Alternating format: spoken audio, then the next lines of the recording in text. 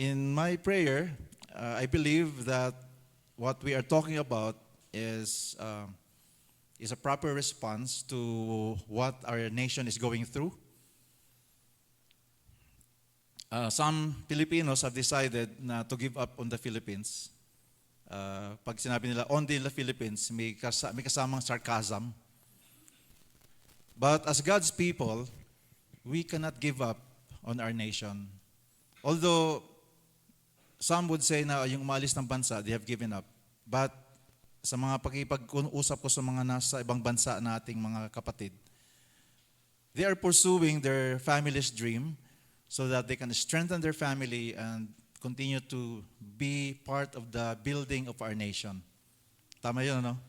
Yung mga umaalis ng bansa, hindi dahil tinatakasan nila. Pag Kristiyanong umaalis ng bansa, nagpapalakas sila doon sa ibang lugar para yung family nila maging matibay. And then, even as they are far from us, they will continue to be part of the rebuilding of our nation. And then later on, they can actually come back and physically be here with us.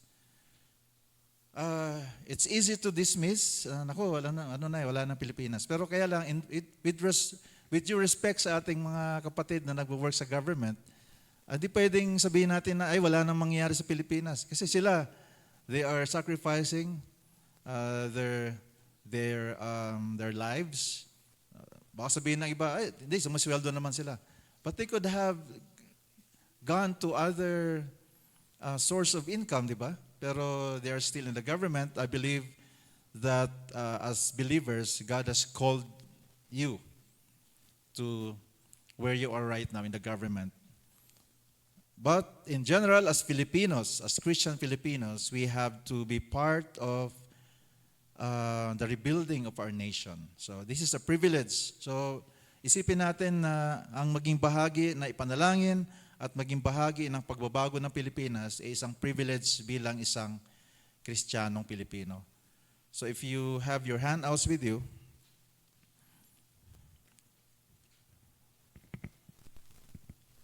you can actually open it, unfold it. Can I invite you to please read with me our text for today from Isaiah chapter 58, verses 11 to 12. Can you please stand up? Isaiah 58, 11 to 12. This is a passage filled with so much promise. So let's read. The Lord will guide you continually, giving you water when you are dry, and restoring your strength. You will be like well-watered garden, like an ever-flowing spring. Some of you will rebuild the deserted ruins of your cities. Then you will be known as a rebuilder of walls and a restorer of homes. Father, we thank you, Lord, for the word that has been preserved until now. Thank you, Holy Spirit, with your presence among us. In Jesus' name, amen. Please be seated. As I always do, allow me to read from this translation, ang Bible, Pinoy version. It's interesting how it is translated. So, let me read it. Ito, ang ganda nito. Patuloy kayong i-guide ni Lord. Ibibigay niya ang mga kailangan nyo sa tuyot. Yung tuyot, yun yung yung dry. Tuyot na lugar. At papalakasin niya kayo. Magiging para kayong garden na nadidiligan. Parang bukal ng tubig na di natutuyo. Itatayo ulit yung mga dating wasak na lugar nyo. Itatatag ulit ang mga lumang pundasyon. Makikilala kayo bilang tagagawa ng nasirang pader, tagaayos ng mga kalye para pwede nang matirhan ang lugar. Ang sarap ng promise na to sa atin, Bago natin enjoyin yung promise, puntahan muna natin yung where we are right now. Bakit natin kailangan ipagpasalamat kay Lord na meron siyang promise sa atin? Ang title ng ating message ngayon ay Restoring Destiny Through Discipleship. Merong destiny kasi ang bawat isa sa atin. Destiny to experience the best from God. While we are waiting, nakunin tayo ng Lord uli at makasama natin siya when He comes back for the second time, while we are here on earth, God wanted us to experience His kingdom here on earth. So, what has been taken by the enemy, yung ninakaw ng kalaban during the Garden of Eden time, na hanggang yun naranasan natin yon. Especially ang Pilipinas. Marami nang hinayang ang Pilipinas. Dati we are just second to Japan. Tapos ngayon we are second to Vietnam. I'm not bashing Vietnam. So, bakit? So, it's because we have lost our destiny. Nakalimutan ng Pilipino. So, ang focus natin ngayon is that discipleship repairs what neglect has destroyed, destiny. So, let me ask you, what comes to your mind when you see an old, forgotten building? Or maybe a crumbling house? Or yung mga biyahero, pag nakakita kayo ng isang parang isang factory na dati parang productive yun, ngayon parang nakatiwangwang na. Parang ramdam mo pa na dati diyan sa loob ng building na yan, merong nangyayari. May buhay dati diyan, merong activity dati diyan. Siguro yung tahanan na yan na abandoned na, siguro ang saya-saya nila nung araw diyan, Na-imagine natin yun. Siguro may mga bata na patakbo-takbo. Pero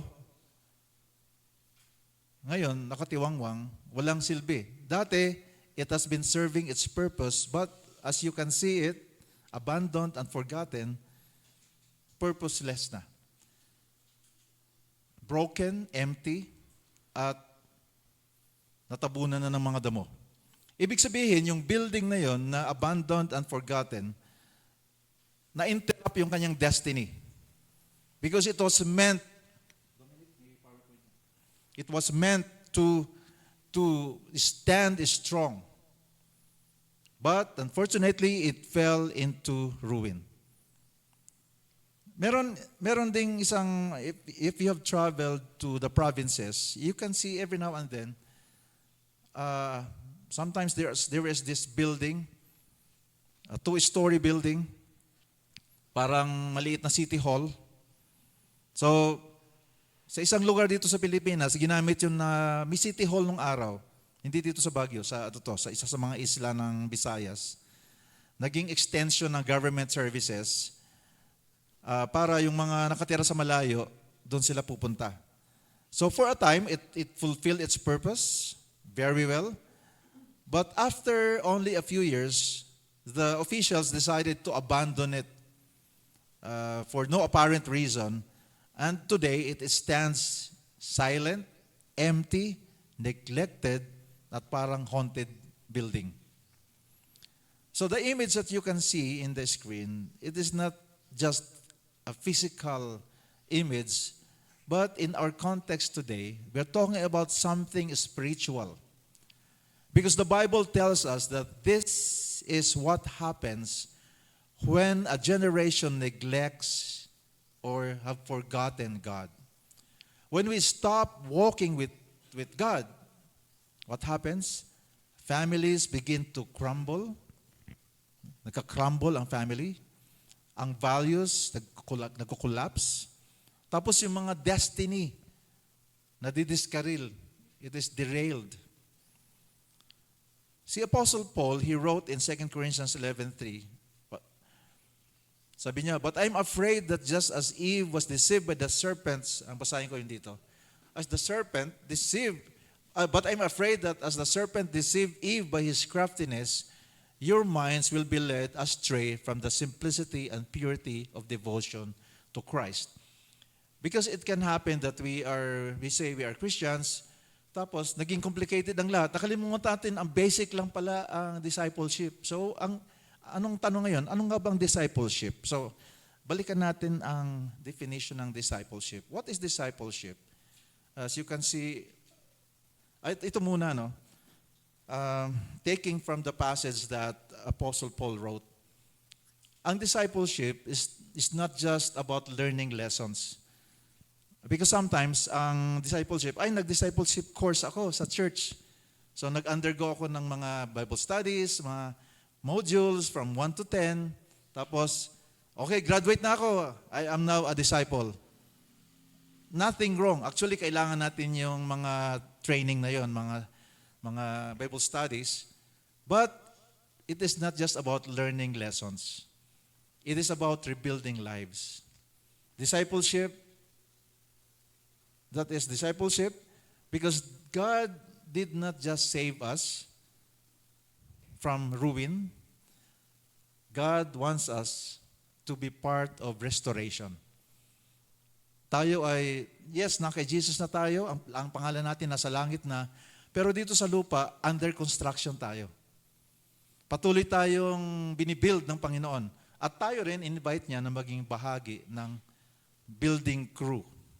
Kaya, pakisabi sa katabi mo, kasama ka sa team, rebuilder ni Jesus. Kasama ka sa crew niya. Construction crew tayo.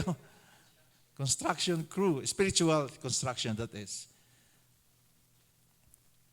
So let us learn as much as possible, but that is not discipleship 100%. See, Isaiah, the one who wrote the passage that we read earlier, he looked at the nation of Israel. So ito na pala yung discipleship, sorry, before I proceed. Discipleship, simply, based on what Apostle Paul wrote, is living a life of devotion to Jesus.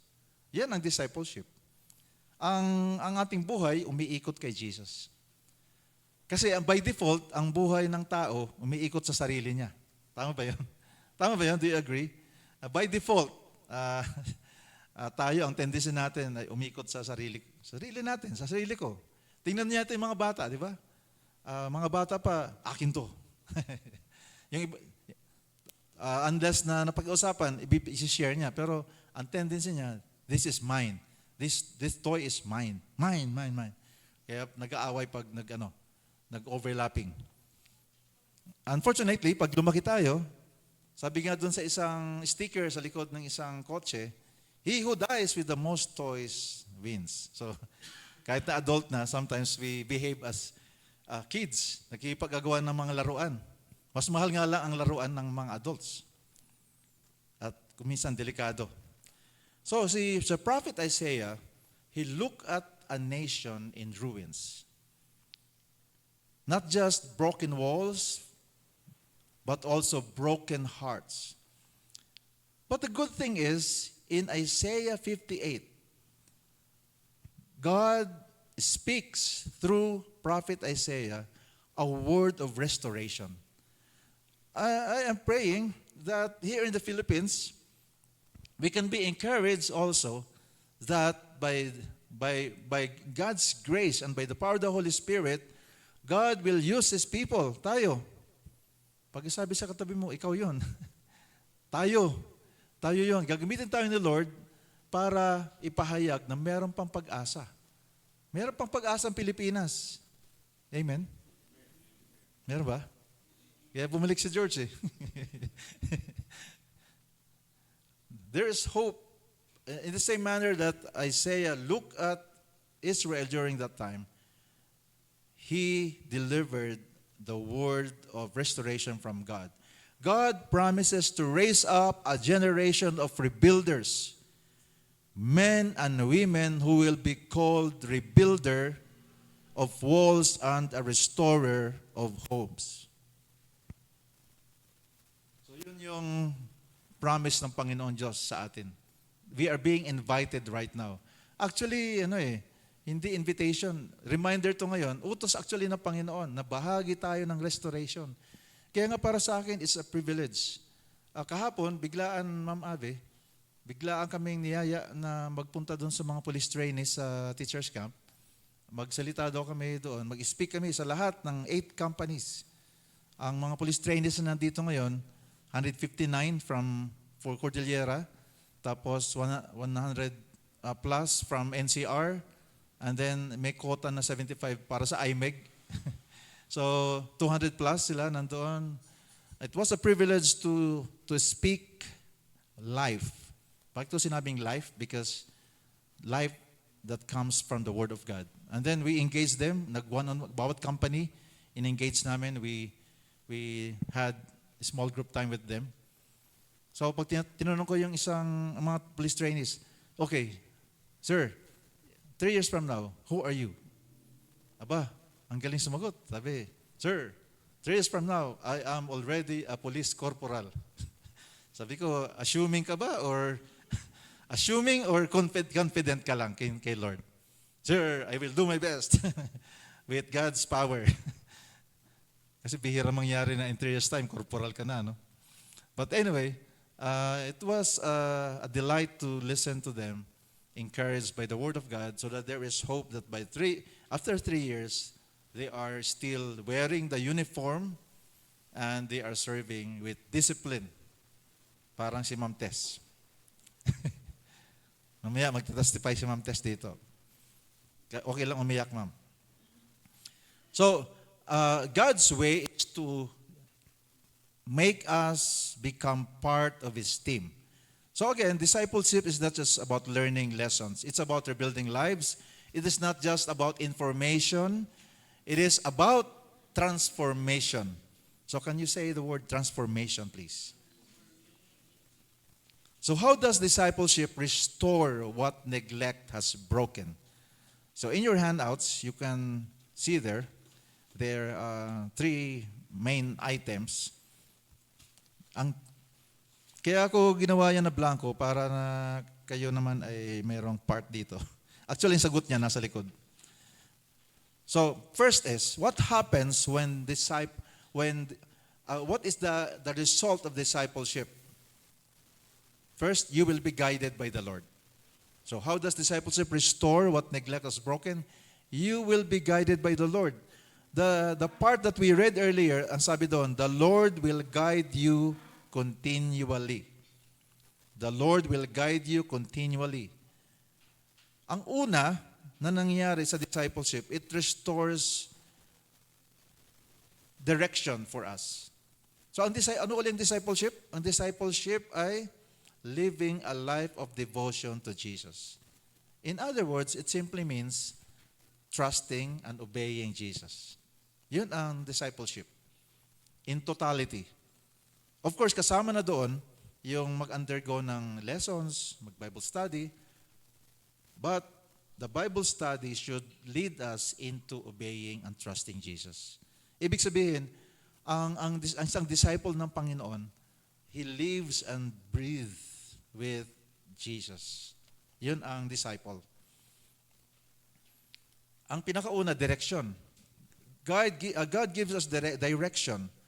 Ito kasi ang tanong sa buhay, bakit nga ba ako nandito? Yung mga estudyante, bakit nga ba ako nag-aaral? Para makagraduate, para magkatrabaho. But more than that, bakit nga ba? Kasi God will use me as an instrument to be a blessing to my parents, to the community. Nagsiserve ako, kumikita pa. Okay na yun, no? Katulad si Iro, nasa sports siya. So, si Iro kasi believer na siya, kaya alam niya na he is a sports person for Christ. Tama yun, no? Yan dinideclare ni Iro.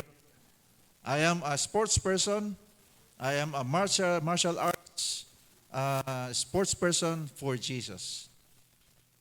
So, ganun tayong lahat. Everything that we do. Why am I here?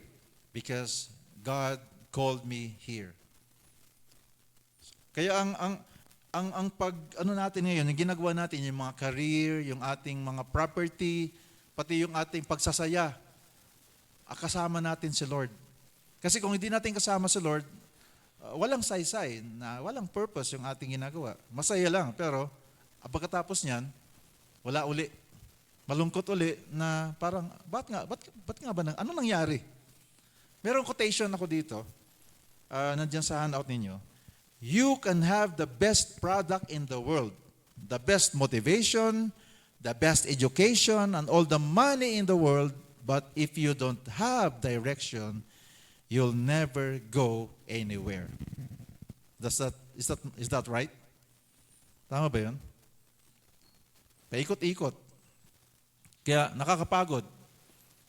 Nung panahon ng giyera, nalaman to ng mga Nazi, yung mga Jewish prisoners, ang ginawa sa kanila, one time, pinaghukay ng lupa, tapos pinalipat doon sa kabila. Nung natapos yung paghuhukay, lahat ng lupa doon, pinabalik uli. Alam nyo, nagpapangamatay yung mga Jewish prisoners. Kasi para sa kanila, senseless yung ginagawa. So a person who doesn't have purpose, no direction, wala siyang hope. Pero if we have purpose, if we know our purpose, if we know that we are headed towards the right direction because we have God, then everything will make sense even if it will become difficult. Amen? When we become true disciples, when we surrender to Jesus, He begins to guide us continually. That's the promise of God. He becomes more than just a compass. He is our GPS through the confusion of life. Madali ma-confuse ngayon. Tama ba yun? Daming nakaka-confuse na mga bagay ngayon. But thanks be to God that He is our GPS. He gives us direction. And then our Jesus, He doesn't just point us to the destination. He guides us. He walks with us. Yun. Hindi yung, Jesus, saan tayo papunta? Doon. Ang ginagawa, sabi si Jesus, tara, lakad tayo. Kasama mo ako sa pupuntahan mo. So yun ang ating Jesus. You will be guided continually. I'd like you to think about Christopher Columbus. Of course, we remember world history, right? Christopher Columbus, he did not just drift aimlessly. Pag nawawala na siya, he would look up. Kasi yung stars, yun ang nag-guide ng araw. Wala pa noon mga GPS eh. So tayo din, mga kapatid, if we are confused and lost, we are wondering what's happening, let us look up to God. Amen? It's easy to get lost today. It's easy to be distracted. It's easy to be victimized by fake news. Ay, patay na pala si Jackie Chan. Nabiktima ako noong araw. Si Jackie Chan patay na. Shinare ko kagad, patay na si Jackie Chan. Kasi fake news pala. So, maraming namamatay dahil sa fake news. Pero tayo, let's look up to Jesus. Because His promises, God's promises, He will guide us continually. So that is what a disciple do. A disciple of the Lord Jesus Christ, he focuses or she focuses on our Jesus. We don't look around for answers, but we look up. We let the Word of God and His Spirit chart our course. God's Word gives direction. His Spirit gives guidance. And when you walk with God's Word, when you walk with the Spirit of God, you cannot be lost. Amen? So the question is, sometimes are you feeling lost or unsure about your next step? I admit that it's not easy to take steps. Naku Lord, saan na papunta? Especially if people are looking up to you. Because you are supposed to be the team leader. You are the team leader of the family. You're the father, you're the husband. You are the parent. So your children are looking up to you. Saan tayo papunta, parents? Di mo, alam nga naman sabihin mo, di ko rin alam. Pero sometimes talagang di mo alam, di ba?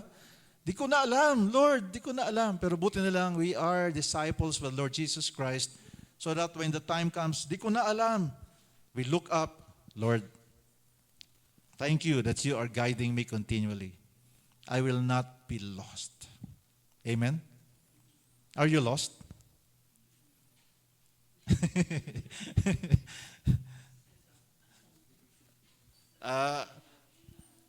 Sometimes you can say yes, but God is going to guide me. Sometimes mahirap magpanggap eh. Sometimes there would be a day that if you will ask me, Pastor, tama ba yung, are you sure that you are headed towards Are you sure that this decision that you're about to make is the right one? I'm not sure either. That's why I'm not moving. I am standing right now. I'm not moving anywhere until God would direct my steps. So, kaya it's easy. Pag tayo nag-uusap-usap, huwag tayo matakot na mahiya na magsabi na, actually, nahihirapan ako ngayon. Hindi ko alam kung anong gagawin. That's why God has brought us together as a church family. So we can encourage one another. And then, as we fellowship, as we go to the Word of God, kaya nga si Apostle Paul, sabi doon sa isang writing niya, tayo daw ng mga believers, when we come together, we should be ready with a song, with a hymn, with a Bible verse. Dapat, kaya maganda pag lumalabas sa iyong bahay, may baon tayo. Ano kaya, Lord, nagbasa ka ng book, a Christian book, nagbasa ka ng Bible, tapos, uy, maganda to. Magandang i-share to. Sige Lord, may purpose yata to. Tapos, baon-baon mo na yan. You'll never know. Yung mga kasalubong mo pala, kailangan niya yung baon mo na yon. It can be a Christian song, a Bible verse, a passage, a quotation from a Christian authority. Yun ang natin. That's what we should do when we come together. So when you allow God to guide you daily in your decisions, in your relationships, and your future, you discover a purpose greater than anything you could have imagined. Next, how does discipleship restore what neglect has broken? You will be grounded in strength. Kanina we read in Isaiah 58. Isang portion doon, sabi doon, giving you water when you are dry and restoring your strength, you will be like a well-watered garden, like an ever-flowing spring. What a very hopeful declaration by God's word for us. Giving you water. Siguro dito sa Baguio ngayon, parang, giniginaw tayo. Pero doon sa mga lugar, I'd like you to imagine when you travel and you witness a parched, dry land na kailangan na ng tubig. Ito, you can imagine this. Tapos you imagine a garden who is lush with greenery. Makikita mo puro green. Wow, ang ganda, di ba? We all appreciate, Kaya nga, I thank God that we are in the Cordillera because we can see everywhere that description. Pero yun, description yun para sa'yo. Pag ikaw ay tinawag ng Panginoon Diyos, yan ang description mo. Hindi ka maging disyerto. Amen? Hindi ka desert. Ang isang Kristiyano ay hindi disyerto. Pag ikaw ay patuloy na connect kay Lord, ikaw ay katulad ng isang well-watered garden. Wow, hallelujah. Yan palang buhay Kristiyano, no? Well-watered garden. Tapos hindi nauubusan ng pandilig. Lagi kang, para kang merong, sa Ilocano, dati ubog, spring. Hallelujah. So discipleship doesn't just guide us, discipleship grounds us, meaning we are stable. God gives us stability, God gives us inner strength when the world around you runs dry. I come from Samar, when I was a little boy, when I first boarded a ship, nakikita ko, ba't may tubig na lumalabas? Umiihi yung barko. Yung pala, ang barko pala, merong, ang tawag ballast, nilalagyan ng tubig doon sa loob para pang balanse ng boat, para hindi basta-basta sisemplang. Ayun, thank you. Kasi mandaragat. Salamat sa pagsayo. Yan, pang-stabilize. Para hindi siya basta-basta pupunta sa kanan o sa kaliwa, para hindi siya lulubog. Kahit anong mangyari, kahit may bagyo, yun ang purpose ng ballast, ng stabilizer. Kaya mga kapatid, tayo rin kailangan natin ng ballast, ng stabilizer. Yung ballast ng ship, nakatago yun. Pero, effective at importante. So tayo, kailangan natin ng spiritual ballast. Kahit na bumagyo ang buhay, meron tayong stability. Kailangan natin ng inner strength that comes from God. That's why we have to be grounded, we have to be stable, and that is the promise of God. Even if we will drift in the sea of confusion, but because we have stability with the Lord, we will remain headed towards our direction, our destiny. Buhay pa rin tayo. So, meron ditong kwento. This is a truth lived out by Hudson Taylor. He was a missionary in the 1800s. He was the one who opened the Western missionaries to Thailand, to China. Sorry. Yun ang kanyang tinayuan nung time na yon, ang kanyang stability, because of course he was a foreigner living in an Asian country, and it can be lonely.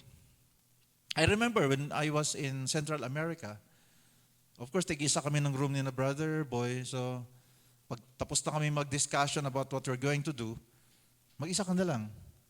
So ayun, malungkot. Pero buti na lang, at least nakakaintindi ako ng Spanish. Pero, it can be lonely. Especially Hudson Taylor. Pero, ang ganda na lang kanyang realization. Kaya sabi niya, all God's giants have been weak men who did great things for God because they reckoned on His being with them. Have you noticed that sometimes in your lowest moment, when you decided to trust God anyway, maraming nabibless sa iyo pala. After some time, nung nagkausap kayo, alam mo, brother, nung time na yon, na nakita tayo, na-inspire ako sa sinabi mo. Tapos, looking back, I realized that was one of my lowest moment. But because I decided to believe God's promise, so while having this conversation with a brother, I was still able to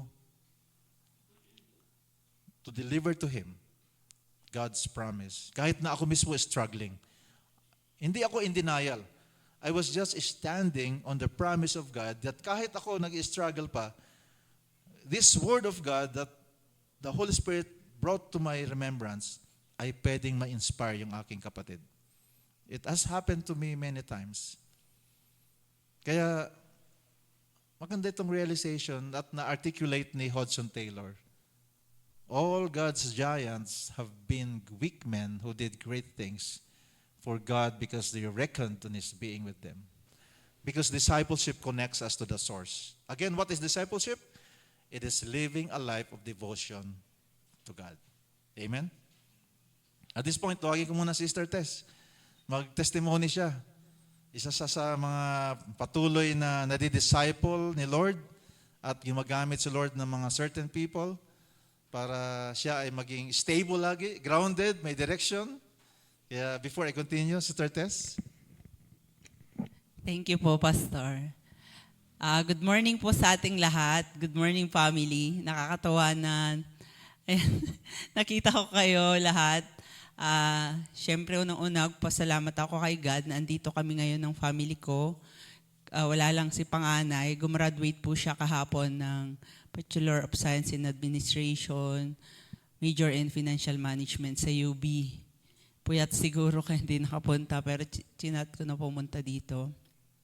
Tapos graduate po ako ng Bless Our Cups and School of Leadership course nung Friday. So, triple na blessings po na andito kami. And napaka-bless namin kasi sobrang lamig. Para sa akin, blessing kasi grabe sa amin ang init po sa Ilocos Sur. Talaga, sobrang init. Tapos pagdating dito, sobrang lamig. Hindi. Nag-request po kami ng 2 kumot doon sa pinag-transyatat namin kasi ang lamig. So, sabi ni Pastor kahapon, nag-ano ka, konti lang Alam niya kasi pag nagsalita ako, walang tigil. Ayan. I-appreciate ko si Sis Abe, retired na ba? As in, retired police officer po natin. Nakasama natin siya dati sa Benguet. no? Nung nag-OCC kami na pumunta kami sa election duty kami. So praise God sa life ni Pastor as our president of the BOC and our tatay. Gusto ko talagang bumalik na sa Cordillera si IDG. Please pray for me na sana po makapag-schooling ako ng officer's advanced course para makapag-major ako within this year, then makabalik dito maging city director ng hindi po Baguio BCPO ng dito sa sa CIDG Baguio City. So sana ay nilift up ko. Abang inaano ko po yung ni Pastor. Hindi ako nag-prepare, Pastor. Iakma ko lang sa buhay ko ito.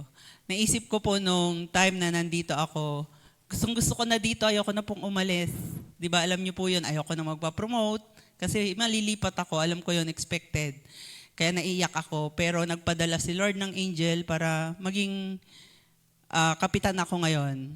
Yung classmate ko pumunta sa akin, nagpasama sa Kartsi, andun nun yung MBSK, isa sa natin, si Sir Bong Malabed, siya yung RTD, so nakapag-OCC ako yung nag-president, then na-promote po ako ng lieutenant. Napunta ako ng Region 1, nagmamurmur na naman ako. Ano ba naman, Lord? Talagang kailangan bang pumunta ako ng region? Ang sarap dito, ang lamig. Walang masyadong trabaho kasi mababait ang mga taga-Cordillera. Di ba? So pagpunta po ko doon, gagamitin pala ako ni Lord.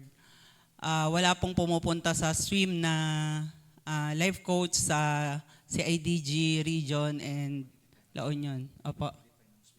Swim Squad weekly interactive meeting po namin ng Bible study po sa each unit, each station ng police. Sa amin po na NOSU, National Operation Support Unit, wala kasi kaming stations, provincial lang po at saka regional office.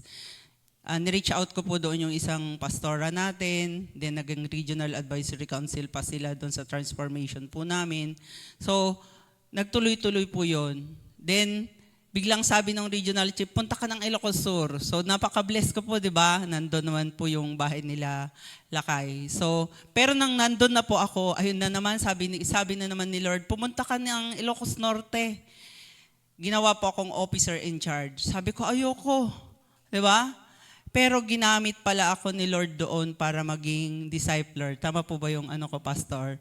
Yung discipleship is, sabi nga ni Pastor, eto tawang-tama yon. Ang galing talaga ni Pastor. Sabi niya, naging weak talaga ako doon. Alam niyo po ba na nakasuhan ako sa Ilocos Sur? Iyak ako ng iyak kay Pastor. Sabi nga nung isang kasamahan namin dito noon, gusto na daw niyang patayin yung nagpapahirap sa kanya. Ako naman po naisip ko talaga, sino po sa inyo yung naranasan ma-depress? Di ba, alam niyo po yun, iyakin ako, pero sa totoo lang po matigas ako. Matapang ako pagdating sa opisina, sa pagiging leader, sa pagiging assistant provincial chief. Ay, sa mga hindi pa pala nakaalam sa akin, parang may bago po. Ako po si Police Captain Marites Nisperos. Ako po yung assistant provincial chief ng CIDG Ilocos Norte. CIDG is Criminal Investigation and Detection Group. Ako yung pangalawa sa pinakamataas sa Ilocos Norte po yun pero 7 lang po kami doon. Imagine niyo sa buong probinsya. Yun. So, nung nandun po ako, na-issuehan ako ng order ng OIC ng Ilocos Norte. 2021 yun, may COVID pa, bawal pa pong magbiyahe-biyahe nun. Hindi ako marunong mag-drive. May sasakyan, di rin pwedeng basta-basta pumasok sa Ilocos Norte. Ayaw ko talaga. Then, nakasuhan ako. Then, nagkasakit ako. Ayoko talaga pumunta pero napilitan ako. Nung nandun na po ako, sabi na naman ni Lord, hindi ka pala pwede dyan, punta ka naman ng Krami. Iyak na naman ako, ano ba to Lord? Nung nandun na naman ako, Region 2 daw. So sabi ko, umaayaw talaga ako. Ayaw ako ng ayaw. Pero ito po ngayon, yung pagiging assistant provincial chief ko, ayaw ko pa rin ulit. Pero dinala niya ako doon. Nakilala ko doon si Colonel Ubar, pinuntahan ako ni Pastor Boy, Pastor Bio, Pastor Apwang, para po pala maging makatotohanan yung BOCSL. Ako po yung tama ba yung gamitin ko, Pastor? Parang ako yung nangulit kay Pastor Bio, ako yung nangulit kay Sir Ubar, para po yung 2 na youth leader and 7 na pastors, and 3 po. Bali, 14 po kami lahat nakagraduate ng BOCSL na hindi kami magkakakilala. Online lang po yun. Yung impact sa life ng iba, kahapon, nung Friday, nung habang nagsasalita yung 2 polisuman ng Ilocos Sur at isang pastor ng Ilocos Norte at saka pastor ng Pangasinan. Umiiyak talaga sila, and sa buhay ko, pag binabanggit nila, parang hindi para sa akin yun, wag niyo akong banggitin, para kay Lord John. Kaya pala ako dinala sa Ilocos Norte na weak, ako very weak, pero doon ko na si Lord na, Lord, kaya mo pala ako pinapahirapan on the process. Kaya mo pala ako ginagawang mag-isa, na feeling ko mag-isa ako sa mga ginagawa ko. Kasi kailangan yung discipleship, kay Lord ka talaga tumingin. Hindi yung, OIC na ako dito eh. Maganda na yung buhay ko dito eh. Wala na akong problema, andito yung anak ko, nakakauwi ako. Pero pag dinala ka pala niya doon sa feeling mo mag-isa mo lang, pero hindi mo alam na nako-connect ka pala sa Kanya, and marami kang na-bless. So, sa Panginoon ang papuri. Salamat po. Thank you. Dito ka muna. Bale, yung pagiging makulit niya, ginamit ni Lord para mag-gather yung mga pastors at mga police sa Pangasinan, Ilocos Sur, Ilocos Norte to come together via Zoom. Tapos, nag-partners kami. Akong taga-invite ng mga Christian officers na nag-i-speak sa kanila. So, at alam nyo, dito nangyari yung graduation. Supposedly sa Camp Crame gagawin, pero by God's twists and turns, dito ginawa ang graduation ng BOC School of Leadership, and it was a delight to listen to the impact. Kaya we thank God for the life of Police Captain Marites Nesperos. Weak, but she has a great God. Amen? Amen. Sige. Weak just like all of us. Actually, when we claim na I'm strong, you are lying. I am strong in the Lord. Pag sinabi ko lang, I am strong, hindi ko na kailangan yan, I'm strong. Pag hindi natin kasama sa Lord, you are deceiving yourself. So, I'm speaking from experience, from the truth. So, maybe some of our friends and relatives, they feel dry. Sometimes tayo rin, we feel dry. So much so that nagtatanong tayo, kailan kaya matatapos itong kahirapan?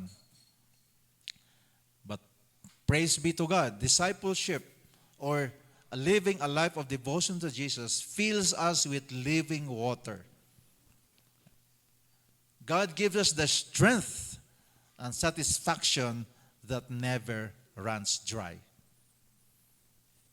And that brings us to the third result. Yung question na how does discipleship restore what neglect has broken? Ito na ngayon. Kaya ang ganda ng transition natin. Si Sister Tess, iyakin, bagulbul. Nagtatiwala sa sarili niya. Dati kasi, okay lang mo sabihin. Dati siya yung tipong police officer na pero pupunta sa estasyon na nahuli ka, pwedeng mapilayan ka.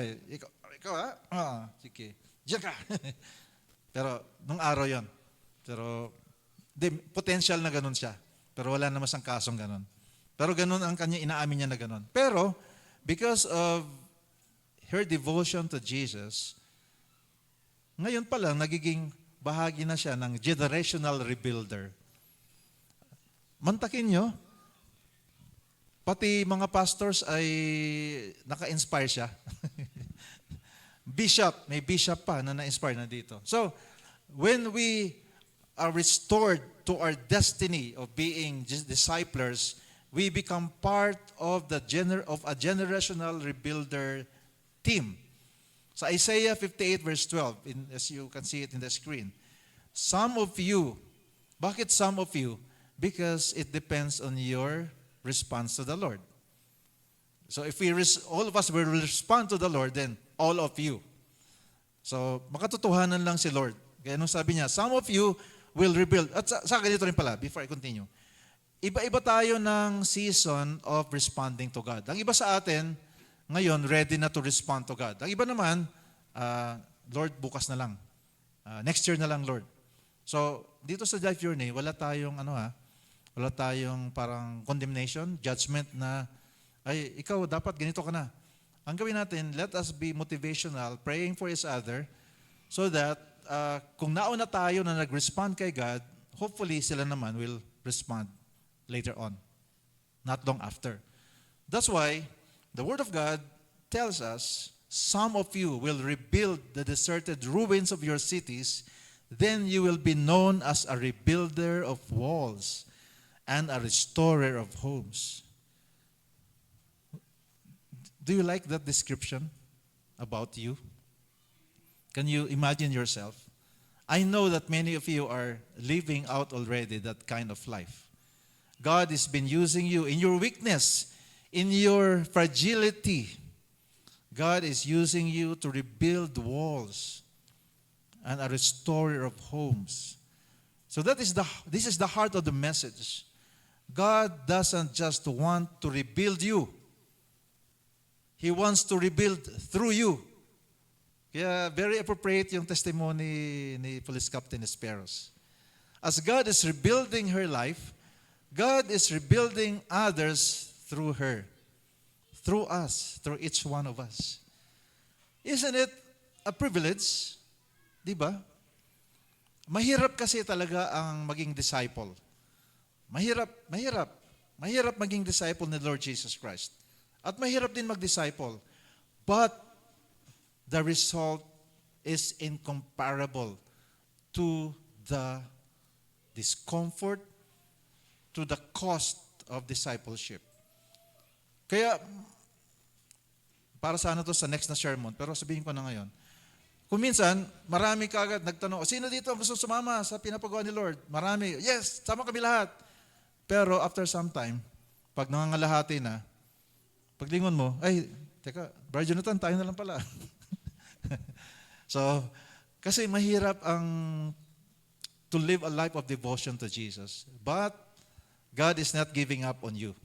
God is not giving up on us because He wants us to be part of His rebuilding team. We are like the Nehemiah rebuilders. Remember yung Nehemiah series natin? You become part of God's rebuilding crew, raising up what has fallen and repairing what's broken. Hallelujah. Amen? Rebuilder.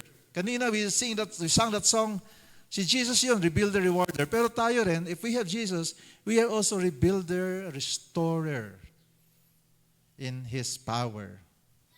So, hindi lang pala ikaw ang focus ni Lord, pati pala yung nasa paligid mo. Ibig sabihin nito, kasama nito yung mga anak natin, mga apo natin, mga spiritual na apo, spiritual na anak. We will rebuild the deserted ruins of the Philippines. Amen? When discipleship multiplies, destiny is restored. So we have become part of God's rebuilding crew. Ang isang powerful example ito yung Bless Our Cups. Tonight, I'll be going down again because the second in command of the entire PNP, si Police Lieutenant General Bernard M. Banac, he's a genuine believer of the Lord Jesus Christ. Yung official niyang travel, kasi sa PNP naman, very clear naman, nakalagay doon, ang core values nila na isa, maka-Diyos. So, because of that core values, then sinasama niya talaga sa mga lakad niya, kasama doon sa agenda, si God. So, tomorrow, we will be at the Police Regional Office 4A. And please pray with us. We will be part of the Nehemiah generation in that place. And then, na-invite din ako, Ma'am Ave, Ma'am Tess, to join the PNP Day. I received an invitation from the PNP Chief to represent Bless Our Cups. I will be at Camp Kramis sa 29th of January. Tapos, sa kinahaponan, flight namin papunta sa Police Regional Office 5 sa Legazpi. So, again, God's agenda. But see you on Sunday dito. Sa Wednesday, nandito ako, tapos baba uli. So, mahirap, hindi ganun kadali. Pero, because God has invited us to become part of His crew. Tapos, tayo rin, meron tayong opportunity to journey with police trainees ngayon sa CARTC.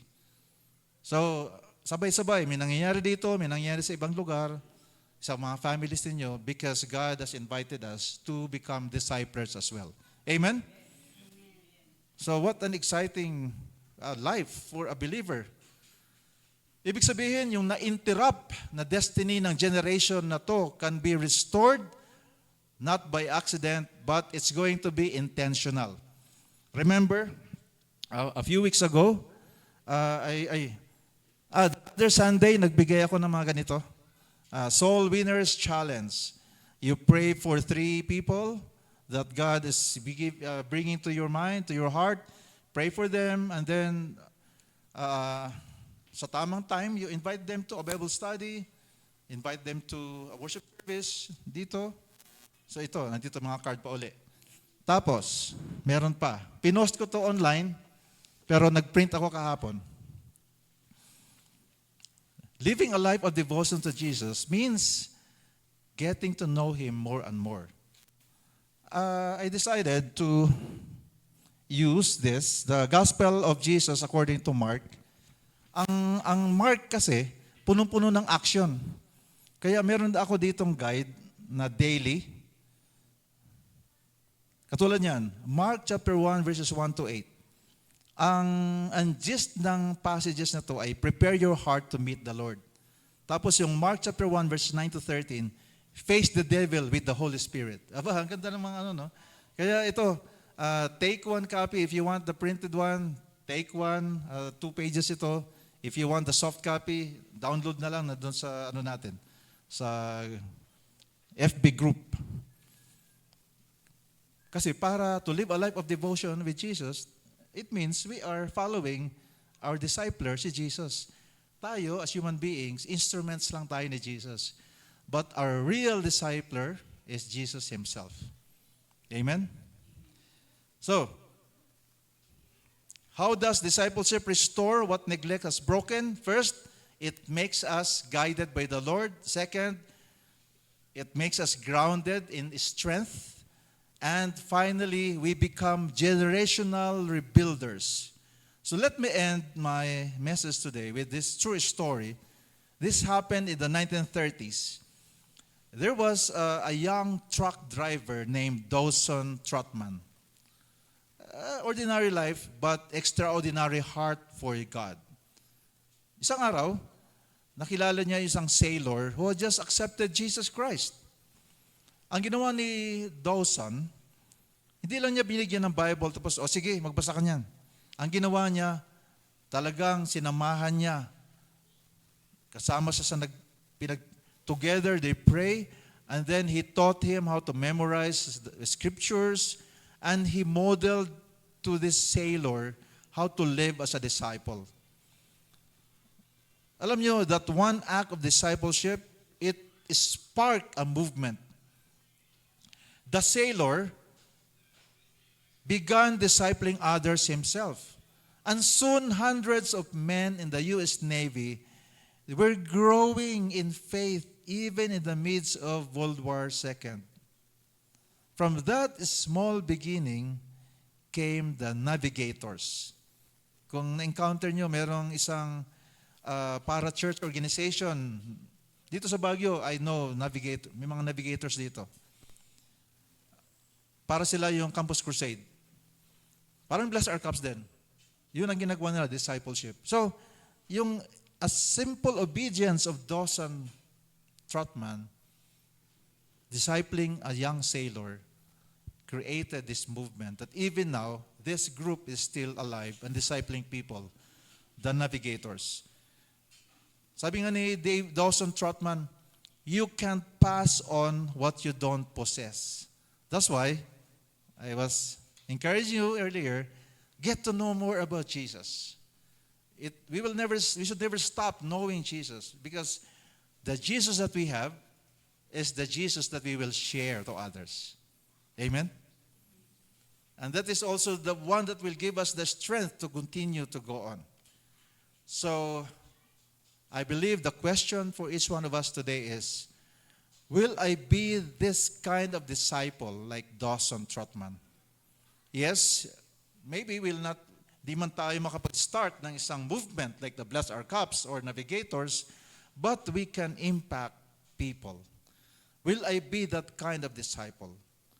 Another question is, will I let God use me to rebuild what has been broken in my home, in my family, in my church, in my nation? Alam nyo, di kailangan lahat tumayo mag-sermon eh. I'm just fulfilling my job description as the pastor to share, but yeah, actually masarap din mangarap na lahat tayo magpipreach dito. But not all of us, we don't have to, it's not a requirement to be standing in the pulpit to disciple others.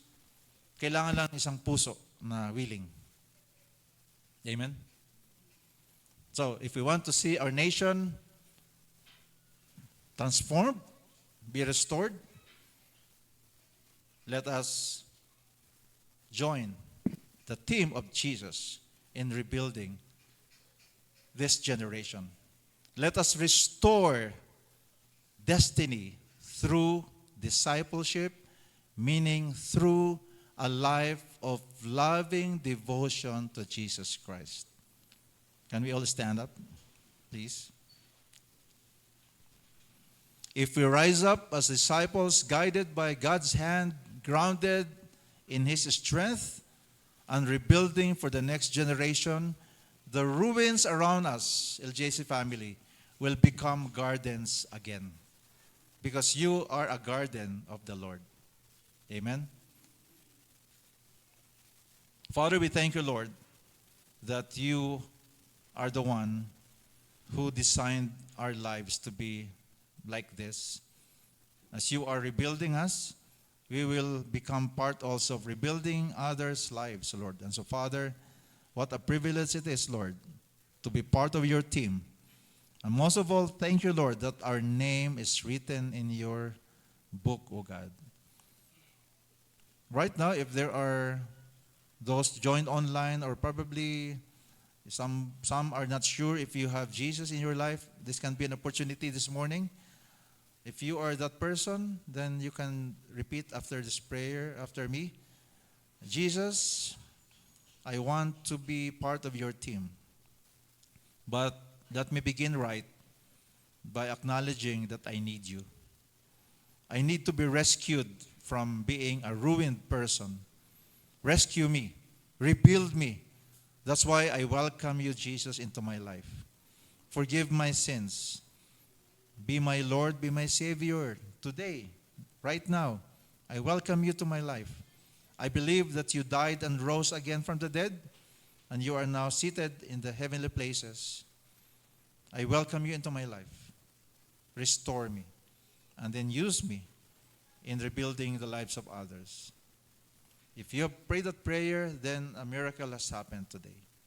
You became part of Team Jesus. And so, Father, thank you, Lord, that all of us here today are part of your team. Bless us beyond what we can imagine. Bless us to be a blessing to others. And continue, Lord, to give us the joy of living our lives in your presence. To walk, oh God, with you with a purpose. And Jesus, the one holding us all together. In your name we pray. Amen.